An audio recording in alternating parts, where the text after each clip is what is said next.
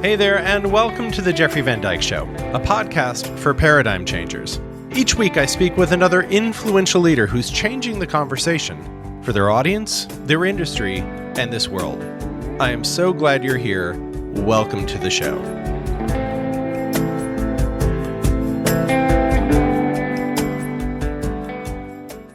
Okay, welcome. So glad you are here. Angie Wang is with us in the house. Hi. What's that? So good to be here. Yeah, good to have you. We've got a lot of ground to cover because you've covered a lot of ground in your life.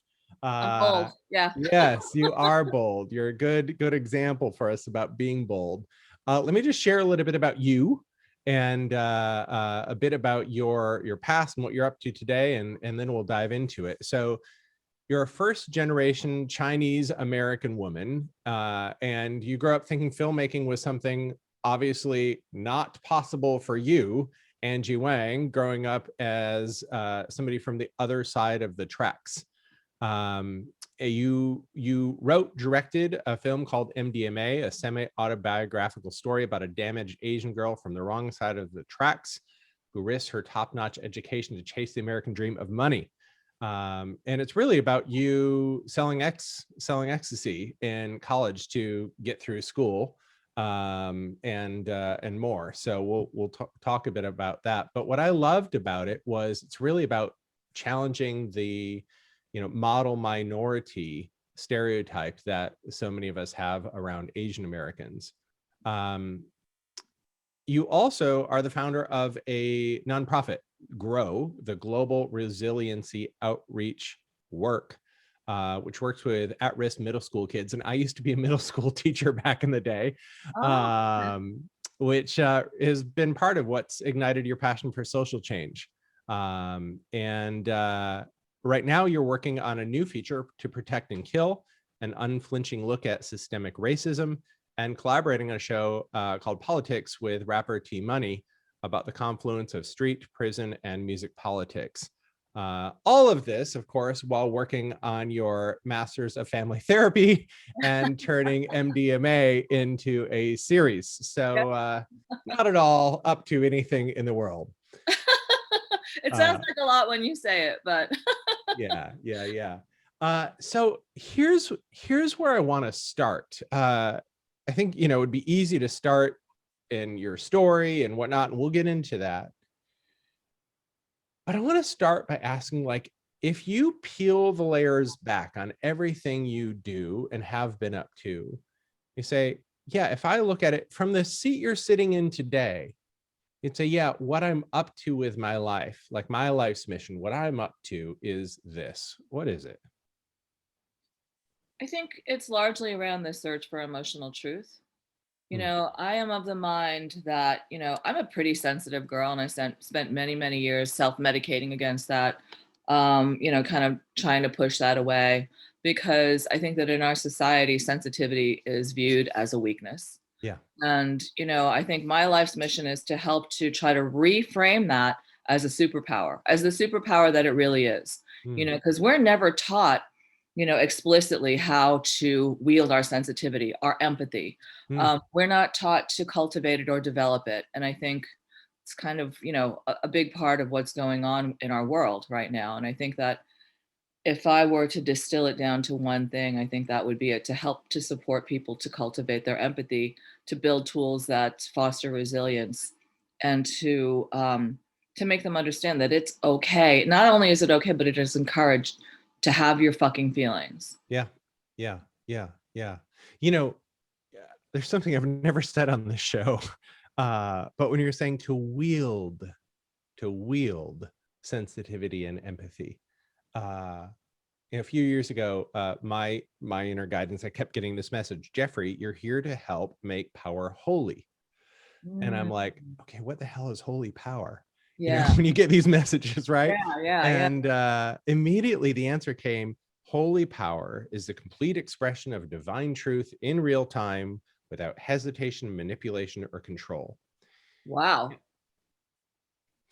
And that kind of, to wield empathy, to wield compassion, right? There is divine truth in that. There is a different form of power. Yeah. I feel like so much of what's going on in the bigger picture of our world right now is we have a really outdated view and expression of power. Yeah. And I love what you said, and I love what you're up to, because I think there are people who are saying, hey, no, there's a different form of power, right? It can look like this. It can look like empathy. It can look like sensitivity. It can look like compassion. And I'm curious whether it's through, you know, your nonprofit or in filmmaking or in anything else you do, when you see people wielding empathy as a superpower, like how does one do that? Oh, And what do you see the impact as? I think many of us have been taught to walk through this world with a mask, Mhm. and I certainly was, like we don't tell our business, we don't, and I grew up in a fairly tough neighborhood. So if you showed quote unquote weakness, then you were going to be mercilessly picked on and sometimes beat up, Yeah, quite frankly. yeah. So I think that what it looks like is unmasking Mm. and showing up in our truth, with our in our authentic selves. And part of that is like the discovery of who the fuck we are, because I think that for so many years we walk around armored up, layered up. We've lost touch with ourselves, which means Mhm. that we've lost touch with this, right? Yeah. Because I think that whatever this is wants us to show up as our authentic selves. Mhm. So I Mhm. think that when I talk about wielding compassion, it's about uh, being vulnerable. It's about removing layers of horse shit so that we can show up as our true selves. And then the beauty is we can find that connective tissue that binds us all together. We can Oof. hear that little voice. Mhm. We can start to really step into our power. And as you say, I feel like we're in the midst of a massive consciousness shift, Yeah. the likes of which probably have not been seen in many, many an eon. And I think that, it's the one that all the crazy, like the crystal people have been talking Right. about We're moving for, into the age of Aquarius. Here we are. Welcome. but I think, I feel it. I have felt it. Right before we kind of like entered this whole COVID phase, I actually did a deep meditation. And they kept showing me Passover, and I was like, look, like I'm not a religious girl. Like, can you please like take this iconography away? I don't respond to this. It does not resonate. But they were very insistent, and I kept seeing that red X above the door, and I was like, fuck is that? What am I supposed to do with this shit? Yeah. And all of a sudden I got this like, oh, I get it. It's obviously we're not going to sacrifice a goat. That's not what's going to save us this time. It will be our ability to go inward and kind of like befriend our own demons, do our own personal transformative work, that will find our own inner equanimity, so that when we come together as a collective, we can start to make the very real, like huge, bold, powerful shifts that are going to be necessary in order to kind of salvage and then deepen our humanity Yeah. and take us to the next level. I love that you're in media, because I think it's one of the most powerful mediums to do that at scale.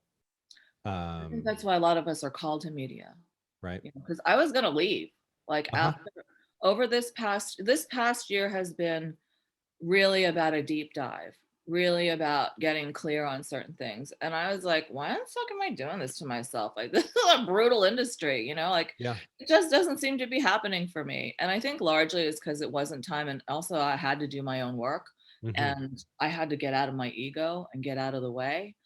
And really it has of late been calling me back in a very real way. So Yeah. I'm like, oh, okay, I'm ready. And I think it's about being an instrument for this, right? And it's about Yeah. being a mouthpiece for that. And the only way that you can do that cleanly is to do your own work. When you look at the last year, and we'll talk a bit about your upbringing and whatnot too, but if you just look at the last year when you said, "Oh, I needed to get quiet. I needed to do my work." What did you have to look at? What rocks did you turn over in the last year, and what started to emerge as a result? Oh man, you really want to go there, huh? Okay. Wow. Yep.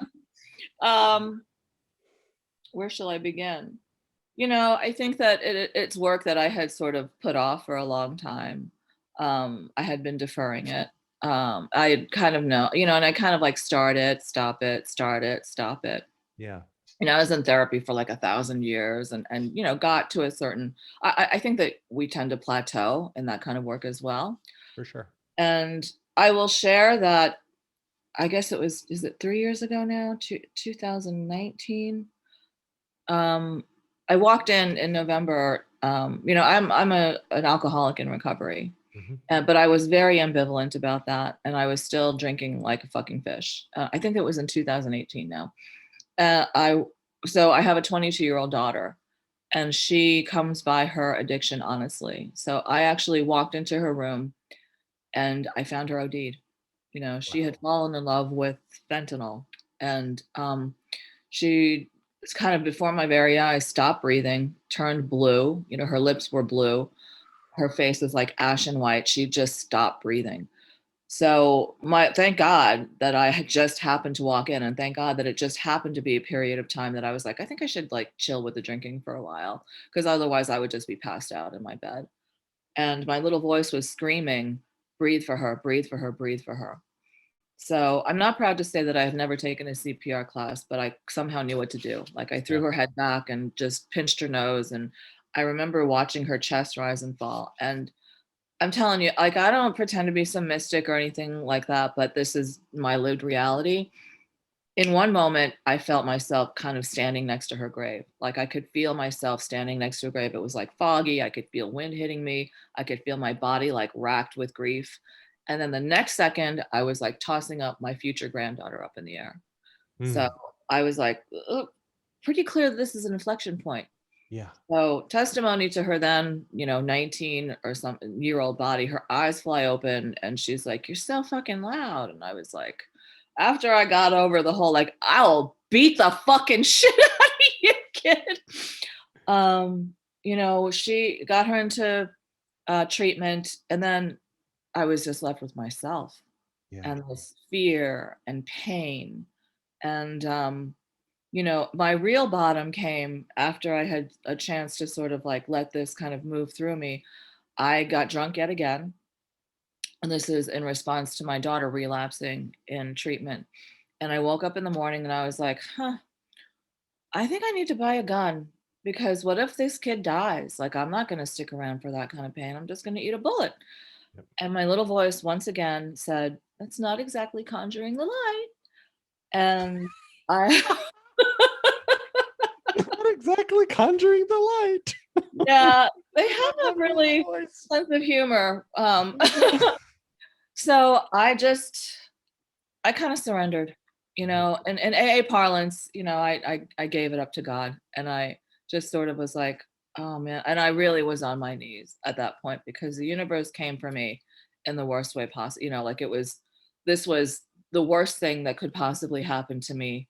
Mhm. Um, Kind of, I was at the brink of it, and I thought, I really have to just commit to doing this work. And a lot of that was just clearing out an old shit, you know, old behavior, old beliefs. And it really, at the end of the day, was about creating a new narrative and stepping into it. Because when I sat down to think about it, I still bought in fully to that old narrative where I was a broken, damaged piece of shit who Mhm. just didn't deserve happiness. You know, like, I'm a fucking girl who's, my own mom left me. How could I fucking be worthy of anything? Do you Yeah. know Yeah. what I mean? So I had to recraft that. And every other time that I tried to get sober before was for my daughter. But this time, slowly, it became not just about modeling it for my daughter, being stable for my daughter. It Yeah. became about Angie wanting to create a life that Angie was really happy in, that she was proud of. Where I could, this is the first time in my life, honestly, Jeffrey, that I can look in the mirror and tolerate, not only tolerate, but I actually kind of grown to like the girl who I see in the mirror, Yeah. which is huge for me, because I used to be like, "Ugh, you again." Yep. Um, so it Claimed was yourself. that. Yeah, step into my power, right? That's sort Yep. of, Yep. and I think that it has been um, a really remarkable experience, because I wake up in the morning now and I really am like, I won the lottery. Like, I have a fucking blessed, charmed life. I love what I get to do.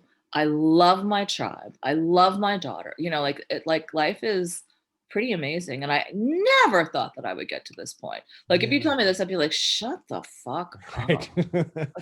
Please, with this love. Oh my Mm-hmm. God. Mm-hmm. But Mm-hmm. it's real. Yeah.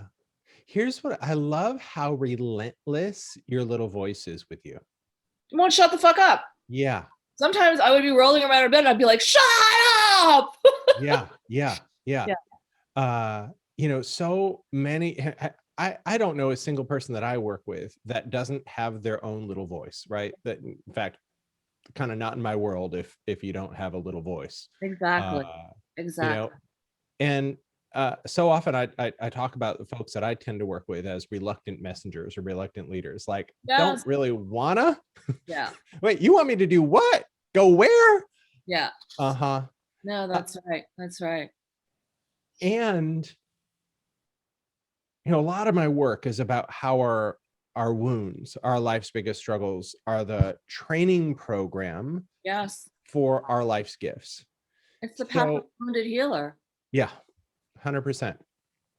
Yeah. Tell us a little bit about your upbringing, and then we'll, because you're such a, when I was preparing for this conversation, the thing that I was like, oh wow, she just keeps showing up. There's a relentlessness to your spirit, which makes sense that your little voice is relentless with you. Right. And time again, there's this, okay, how can I take what I've been through? How can I take what I've been given and use it? So where'd you grow up? All over the place, all over various parts of New Jersey, including but not limited to like Freehold, Newark, which is a total shithole. Later on, like a nicer area, Plainsboro, right around Princeton, Palisades Park, like kind of all over. And also Austin, Texas, the Virgin Islands, on the island of St. Croix. I bounced around quite a bit. So I had a very peripatetic kind of upbringing, which I think informed a number of things. The first is I was always an outsider. Not a lot of Asians, if any, Yeah. in the neighborhoods that I grew up in. So I was always in a position where I had to learn to navigate a new terrain, sometimes become a chameleon.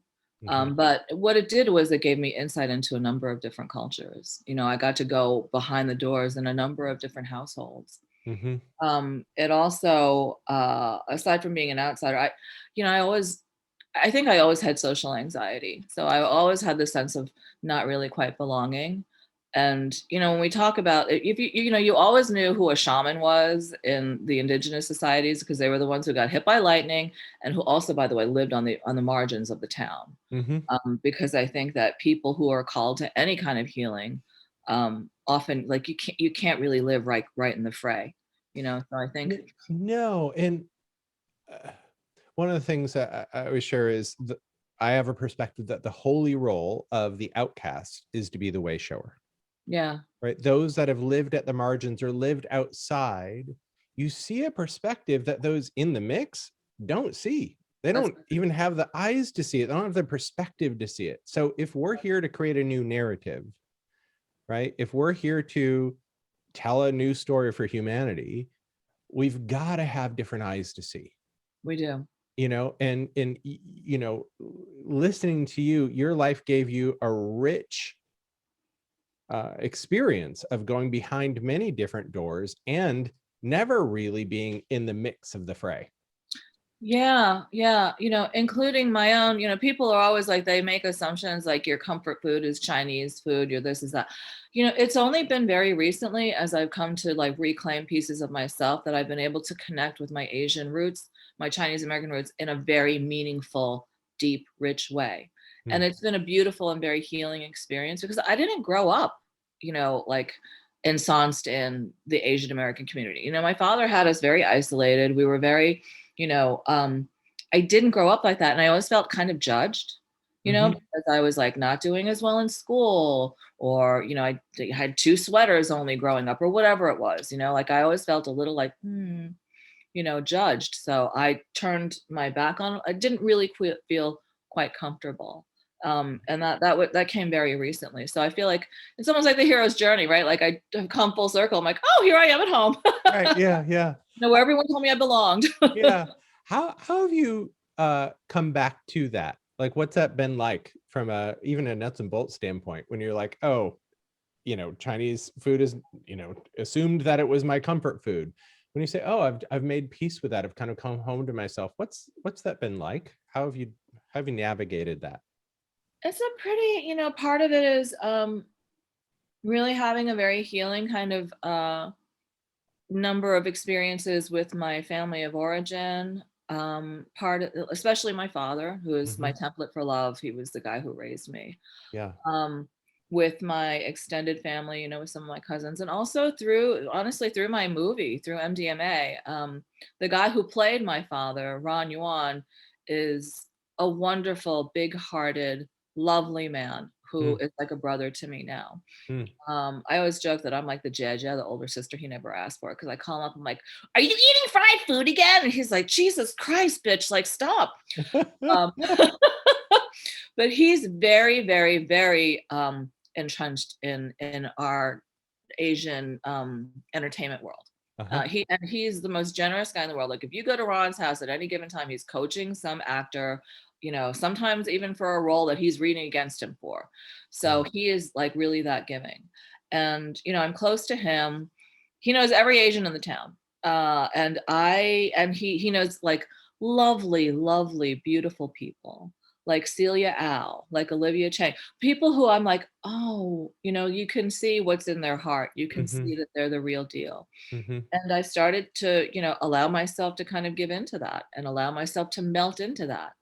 So I sort of like fell backwards into the arms of, you know, that community again. And I was like, this is really a beautiful experience. You know, Yeah. I love it. It's such a blessing when we get those people that play sometimes a proxy role, or they stand in for somebody, or they represent something, or they Yeah. open something up. You know, when I first moved to San Francisco, I joined the Gay Men's Chorus as a place to like meet Oh, people that weren't in bars, you know. yeah. And Did you see that the documentary that my friend Charles did? I moved to LA by then. Oh, okay. But I mean, I was very deeply in it. I was on the board of directors, all that good stuff. But they assign you a big brother when you join, you know. And Steve Gallagher, my big brother, and he's the big brother I never had. You know, yeah. So I so feel you on that, and the feeling I get talking to you about it, and I think there are these times, and I don't know what it is. I don't know. I think it's a mixture of our willingness, a confluence of our willingness, the times we're living in, the history we've had. I don't know, but there are these times when it feels like, for whatever reason, we're willing to open. Yeah. You know, and that's what I feel hearing you talk is like, because when I look at you, you've just got this huge heart. Aw. You do. And, you know, I get that your life didn't always allow you to lead with it. But wow, just imagining what you're going to do next with more and more of this on board is exciting for me when I think about your contribution in this world. Thank you. I guess it's sort of like the Grinch. My heart grew. Or my capacity grew. Like, yeah, you know, your capacity. yeah. You know, I got a huge download. I was writing Soul Cycle. It sounds so LA, but I love Soul Cycle. So I'm like, you know, pedaling my fucking ass off. And I had just watched that really heartbreaking, gut-wrenching documentary about Michael Jackson leaving Neverland. Yeah. And I was like, I think he did it. I think he was a damaged guy who inflicted damage. And then, you know, I remember having these conversations with friends, some of whom who were like very adamant, like, you can't say that about Michael. Like, he brought so much joy to the world. And I was like, the two are not mutually exclusive. Yeah. And I was riding Soul Cycle and they showed me a big electric circuitry board. And then this huge surge came in and blew it out. And I'm like, fuck am I supposed to do with this?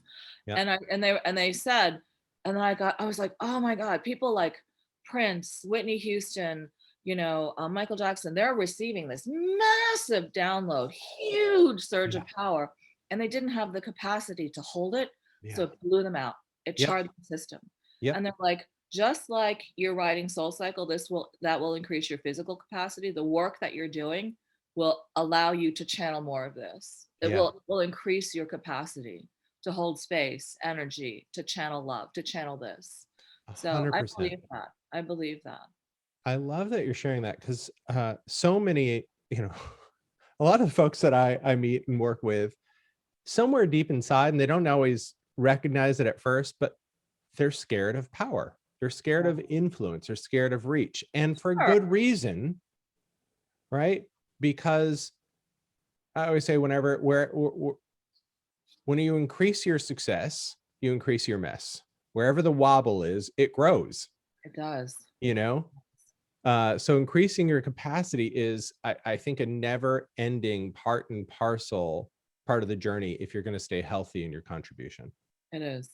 And the universe is relentless in terms of coming at you with, opportunities to clean that up.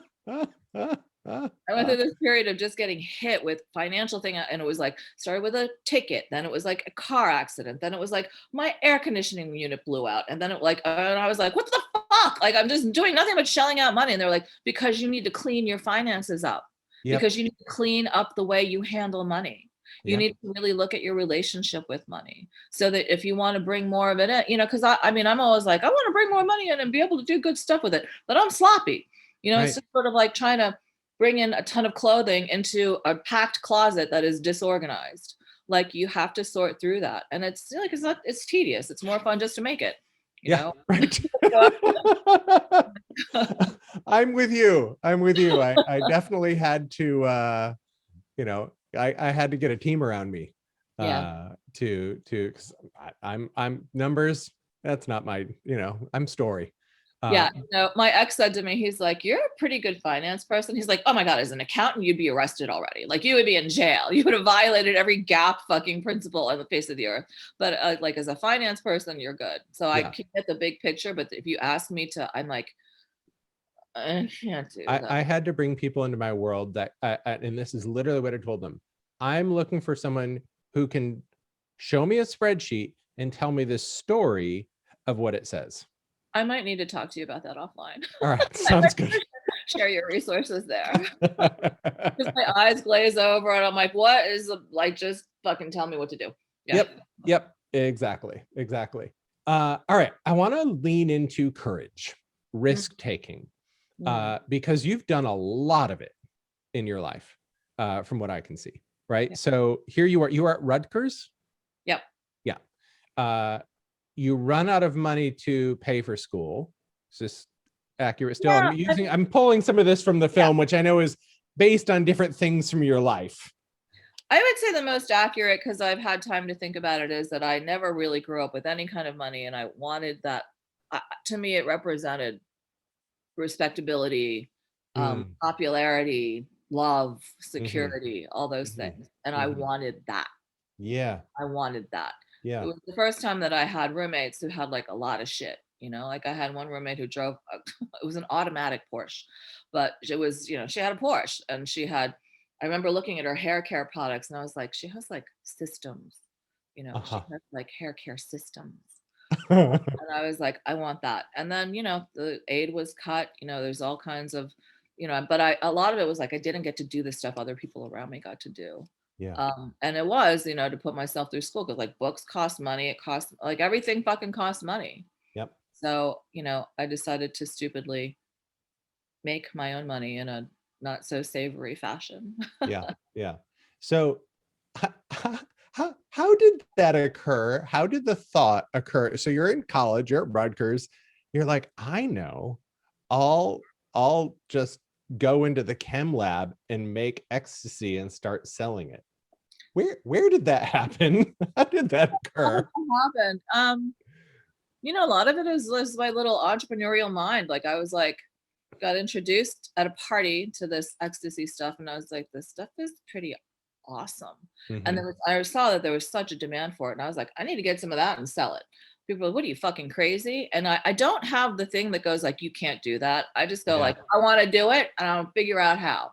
You know, it's the same with like making a movie. It's the same with like moving, like just so many different things. Yeah. I definitely, what I noticed later on in life was that there's a thing in a lot of people where if you put a task in front of them, some people will automatically start ticking off why they can't do it. I don't really have that. I don't know if it's because I have maybe ADHD. Like, I'm not really sure what it is, but I definitely don't really, I don't see the barriers so much as I see like, I'm just going to make it happen. So I had access by access, I mean, I stole keys from a custodian. And it was also before the internet. So there's a whole thing that didn't make the movie where I like had to go into the library. And I think kids these days don't understand that there was like this thing called the Dewey Decimal System. Right. It was a card catalog. Yes. You know, there were books that weren't allowed to be checked out that you didn't have access to. So I remember I kicked out the like cage gate on the window and I just started tossing all these periodicals out and I took them home. And I did have help that doesn't show up in the movie, mostly because they were like, don't involve me in your fucking expository antics. And, you know, just sort of was able to cobble to this thing together. And lucky I didn't blow things up. Lucky, you know, I mean, so many lucky things, but found myself with a product that people wanted. Yeah. So, you know, it's all, I was like, and I was an economics major. So I was like, oh, it's supply and demand. It's supply and demand. It's supply and demand. Yeah.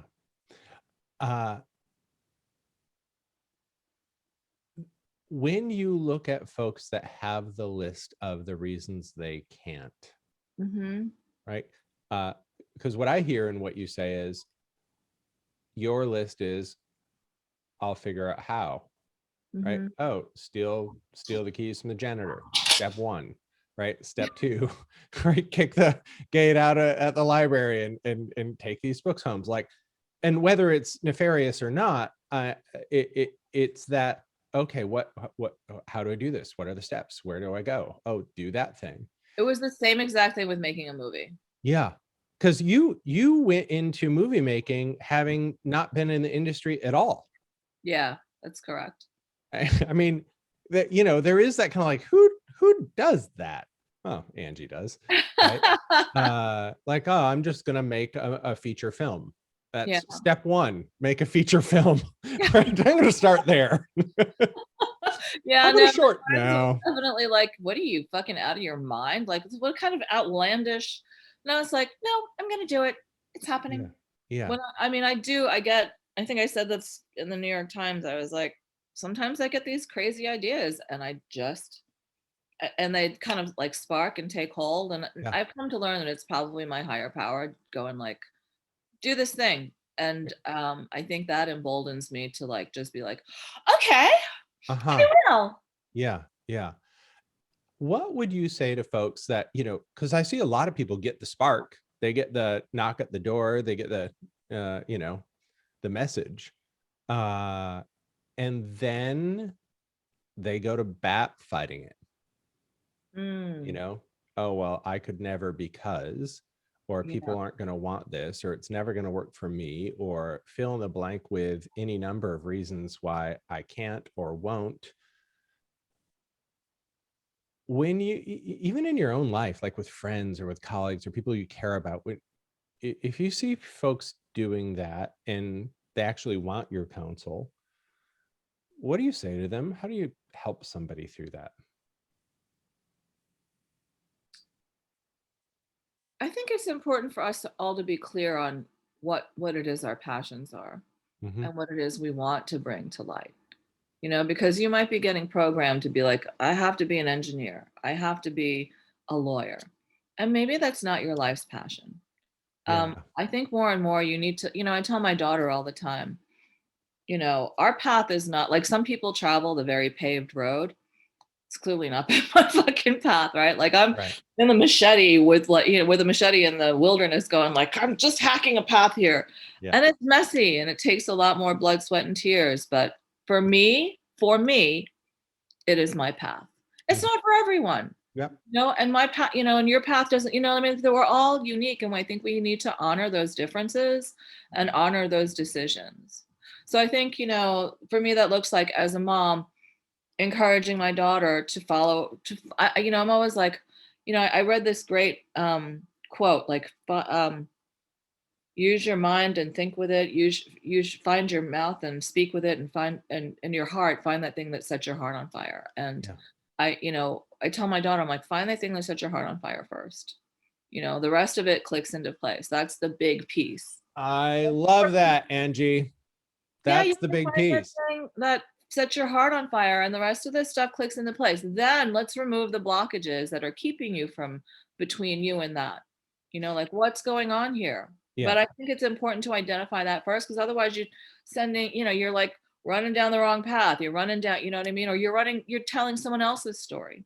You're allowing someone else's story to define your life. And I think it's important for all of us to create our own powerful narratives that are according to this, that are according to what's in our heart.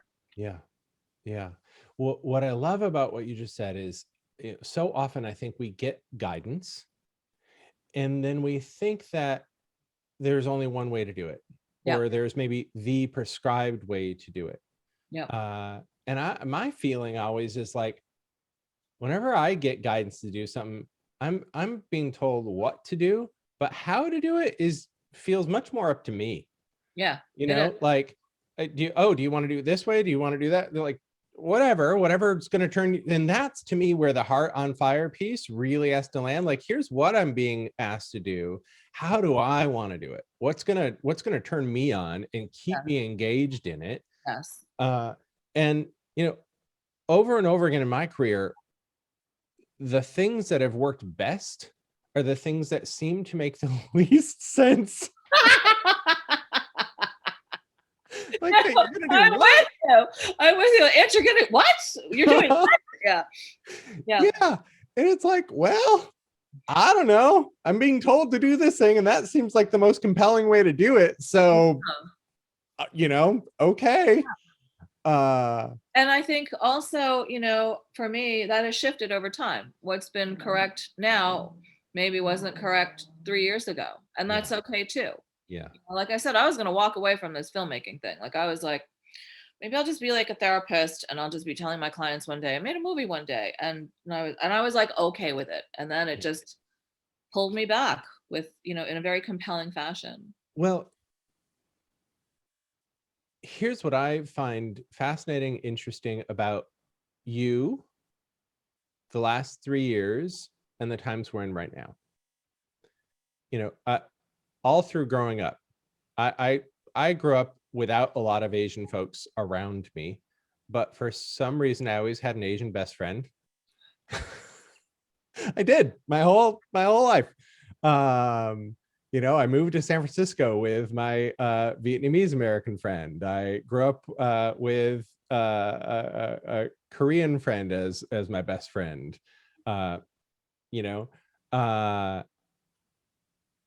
But I've never seen a race conversation on a national scale related to Asians and Asian Americans.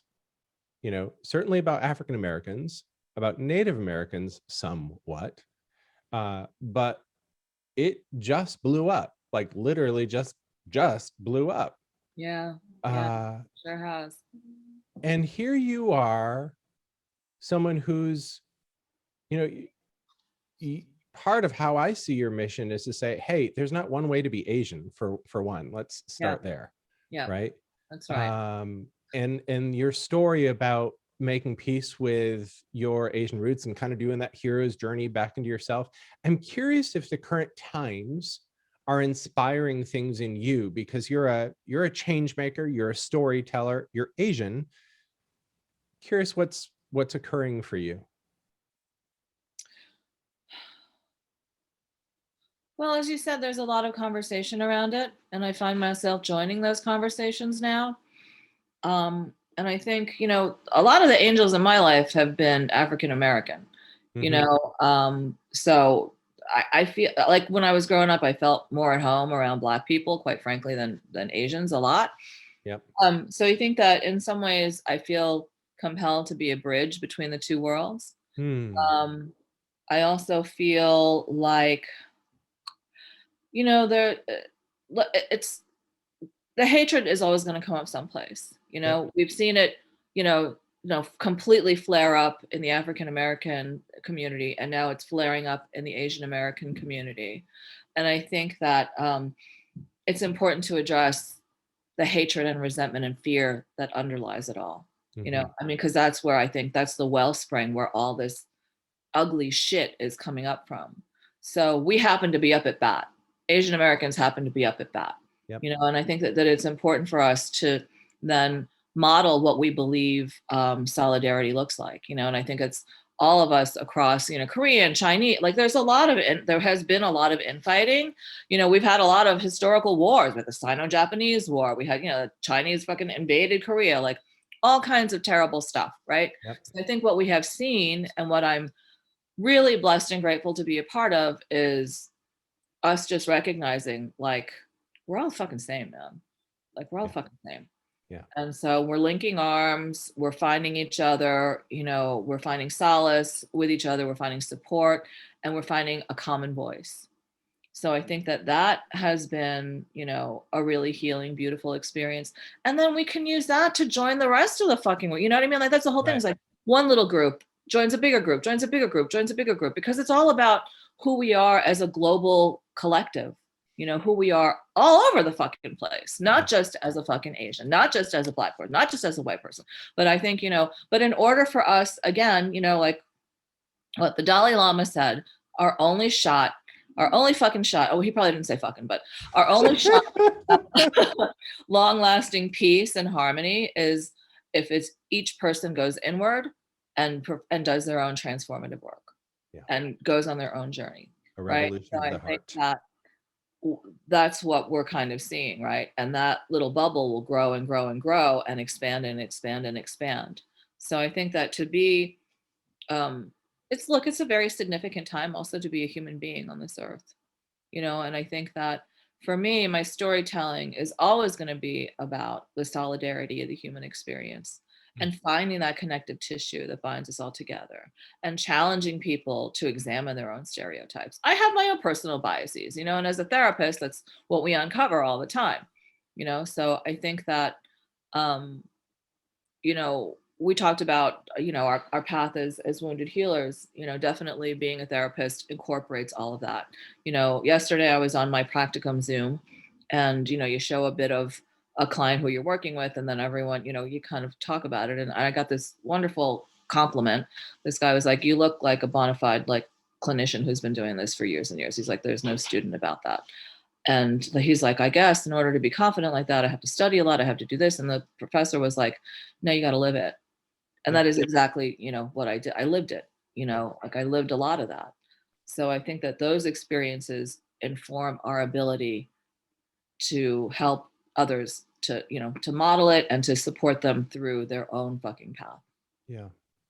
I, I appreciate the conversation about solidarity. I appreciate the conversation about linking our voices. I think sometimes on our own, it can feel lonely. It's very lonely. And we forget, hey, there's a bigger picture. There's a bigger thing going on here. I think that's what COVID taught us is the importance of tribe. I think Mm-hmm. if you talk to anyone, they're like, I miss my family, I miss my friends, I miss socializing. I didn't realize how much I would miss it. Yeah. It has really deeply impacted me. Yeah. So, for me, I was lucky going into it that I had already started this work. And I just was like, I refuse to let my tribe fall to the wayside. Like I'm making this a fucking priority. Mm-hmm. So we are as tight as we've ever been. We show up for each other. We make it a point to connect with each other. So like when I came back to LA, I was like, oh, it's coming home. I feel people. Yes. pride. And it was a beautiful coming home experience for a girl who's never really had a sense of home. Yeah. So it was really very healing. I love that piece of, there's a double coming home. You've talked about the inner work you've done over the even just the last few years, and that coalescing with a sense of place, Yeah. that there's a place in your own heart and there's a place in this world. Yes. Yes. But yeah, And like you say, you have to find your place in your heart first. yeah, You must find that first, or the other, you will never find your place in this world. let's talk just a little bit about your new project to protect and kill. Yeah. Uh, what are you working on? Tell us a little bit about that. Well, stories, my PR guy said this to me. He said some stories have to ripen. And this one has been ripening on the vine for a number of years. I wrote it kind of right after MDMA. It's a gritty cop story. And, my inspiration initially was, I was like, I'm tired of fucking flipping open my laptop and I'm seeing that yet another kid of color has been shot dead and we don't give a shit. Yeah. And by the way, he's been often shot dead by someone who's been chartered with protecting him. Right. So, I thought, well, we really have to take an unflinching look through the lens of all parties. Right. So, I had the privilege of meeting up with, through Ron again, and hanging out with this guy, Jimmy Bodds, who had been on the NYPD for like 27 years or something like that, and had parlayed that into becoming like the preeminent cop consultant on every single movie and every single set, every single big thing that happened in New York. So love Jimmy Bodds, great guy. Like this is back when I was still drinking. We like threw back shots at JD. We're like going to Rangers games. He's like, you want to catch a case? I'm like, fuck yeah, I want to catch a case. So he was very, very honest about what it was like to be a cop and how, and my hypothesis was that we all suffer from the same PTSD.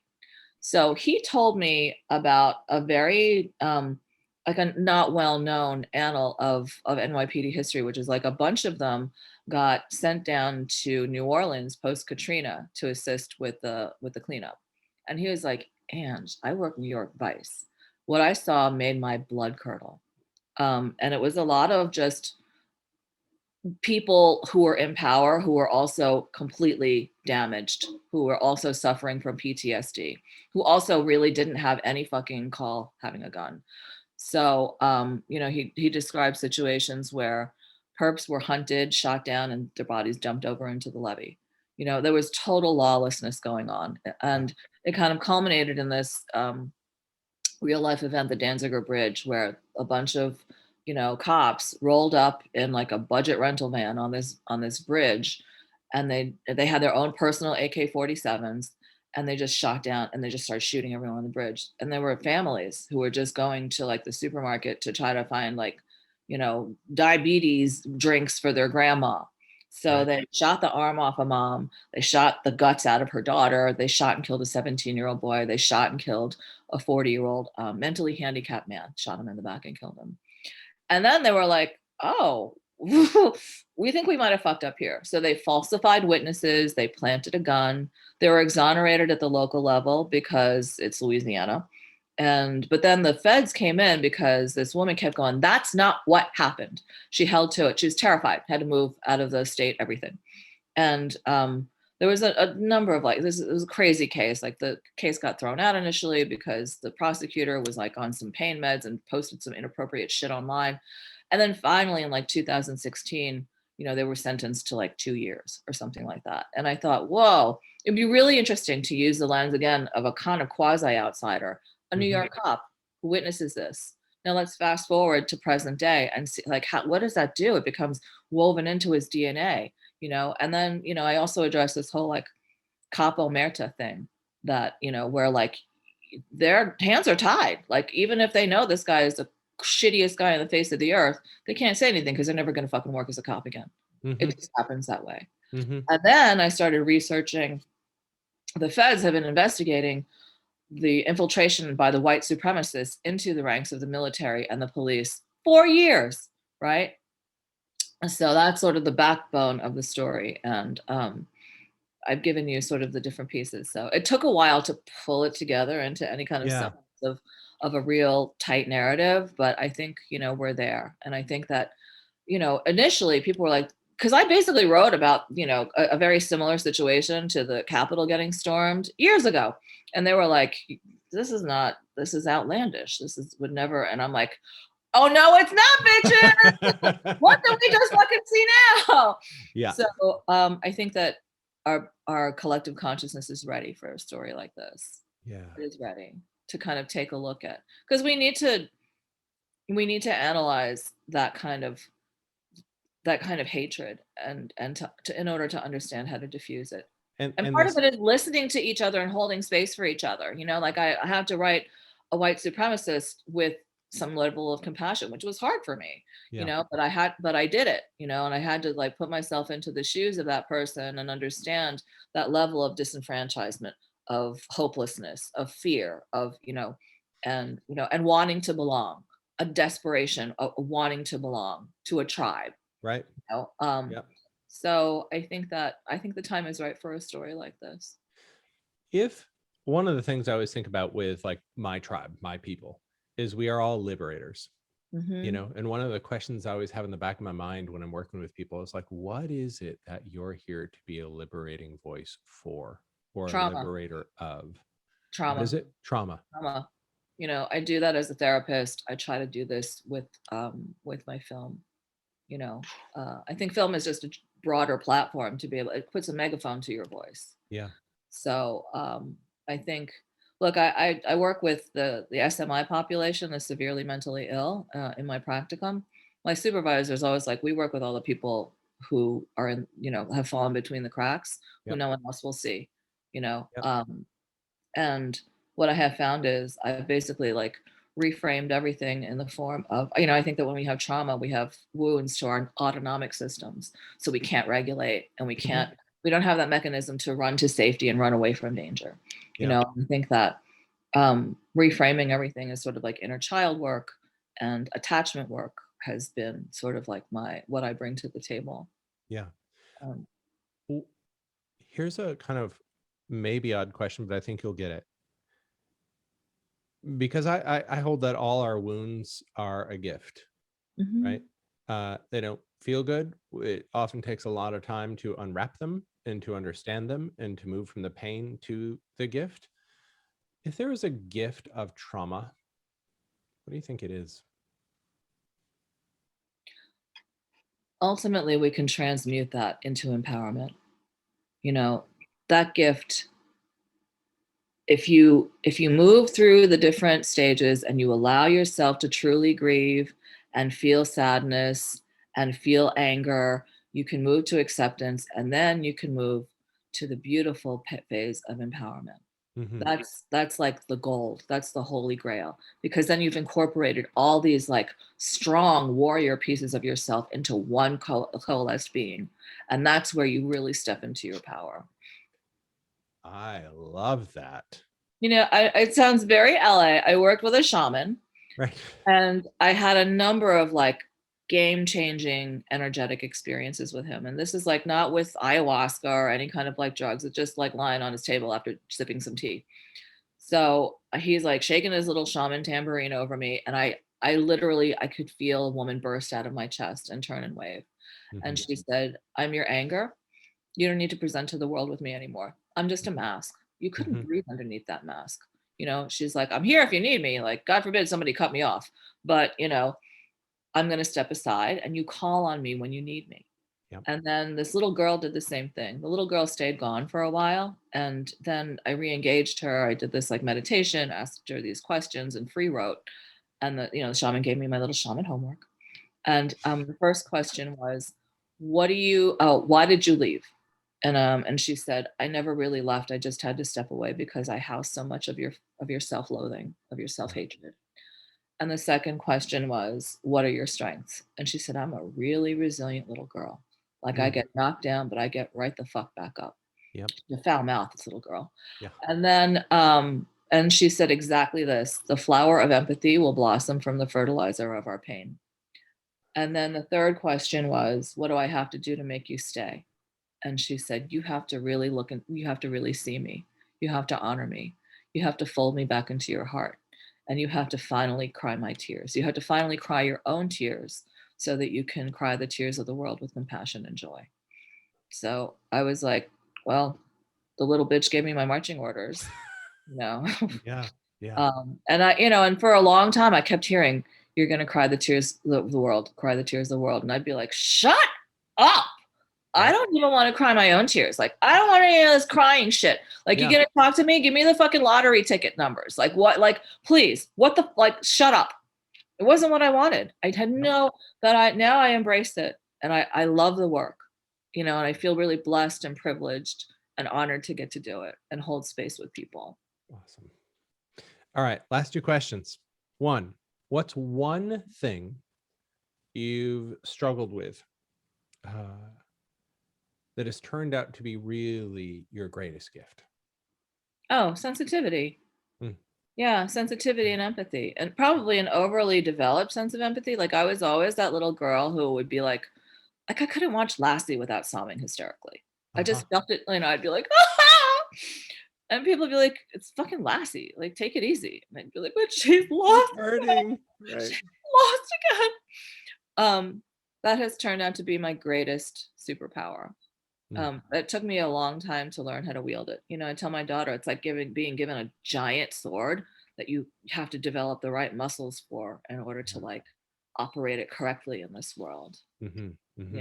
Yeah. And as a filmmaker, I mean, as a storyteller for any of us in any form of storytelling, part of our job is to make people feel.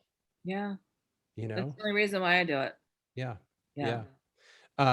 If there's one thing you wish everyone knew, what would it be? About me or about the world?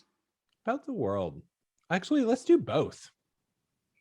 About me, I have a tiny bladder and I have to pee constantly. No, I'm blind. I have horrible eyesight. Like, I asked my eye doctor the other day, like, what percentage of the population has eyes as bad as mine? And she said, like, you're in the less than 1 percentile. Whoa. So the way I see the world is very different, like literally. Yeah. Which informs also just a different perspective yet again. I hear the world more than I experience it visually, probably. And what I wish everyone knew was pain passes. And I got this message when I had my daughter, who is a gigantic 10-pound, 2-ounce baby. And nothing about, I was one of those idiots too, who like, I wrote this very detailed birth plan. And I was like, I want the lights to be dim. Please don't cut the umbilical cord too soon, and like, then it was like this life or death struggle. I was in labor for 36 hours trying to grind, like she cracked my tailbone. Like, it was a very intense process. And this is the first time that I really started listening to my little voice, because, that first contraction comes and you're like, oh, fucking shit, God. I'm like kicking my legs. I'm like, make it stop. And my little voice said, make friends with the pain, because you're not getting out of this process without, like, you don't get to have a baby and not be in pain. So like, it's the same with this life. You don't get to live a full, rich life and not experience things like loss, pain, heartache, grief. So lean into it. And it showed me a wave cresting and breaking. And then it was like, and by the way, don't use this time in between to trip out about the next contraction. It's coming. It could be big, could be small, don't know. You know what? Use this time to like really be in the moment. Laugh, cry, have a fucking bite to eat, joke with someone. And by the way, hold your hand, because it makes it bearable. Hold someone's hand. It makes it bearable. Like, I can't do the work for you, but I can be here and hold space and hold your hand, and it makes it bearable. And the sun will always come out again. Even during the worst contraction, it's going to crest and break. You will get that relief. The sun will come out again, after even the worst storm, and you might even get a fucking rainbow. So that's what I hope that everyone will keep in mind. Amen. Angie Wang, in the house, thank you. Thank you for your heart, for your time, for your voice, for your wisdom, for your foul mouth, for all of it. And the two things there's so much in this, but man, the gift of trauma being the warrior within, and the pain will always pass. So beautiful. Thank you. This has been a delight. Hey, before we wrap up, where can we find out more about you? Where do we follow you? We'll put it obviously in show notes and all that sort of stuff, but anything you want to plug? I'm on Instagram at Jade Girls Mom. I know it dates me. I'm on Facebook just under my name. And I think that's all I do right now. But if you follow those things, I'm sure at some point, I'm horrible. I'm a sloppy poster. Like I just, my daughter's like, oh, you're Insta sloppy. But I'm learning. Yeah. Awesome. Well, we'll also keep an eye out for To Protect and Kill and Politics, the show you're collaborating on. And you're a creator, so I'm sure there will be more. Yes. I just want to plug my sister Lillian Lee. She just sold a show on Showtime, and we're collaborating and we're developing MDMA into move into a series. Oh, awesome! Yeah, fantastic. So we'll keep an eye out for that too. Love you, Lillian.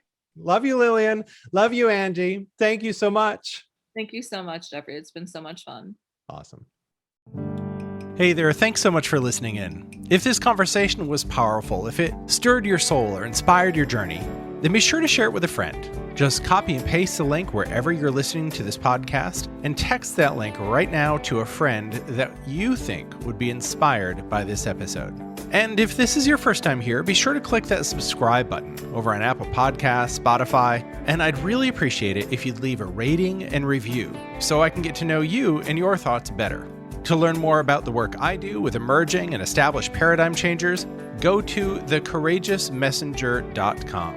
That's all for today. Thanks so much for being here, and I hope to see you in the next episode.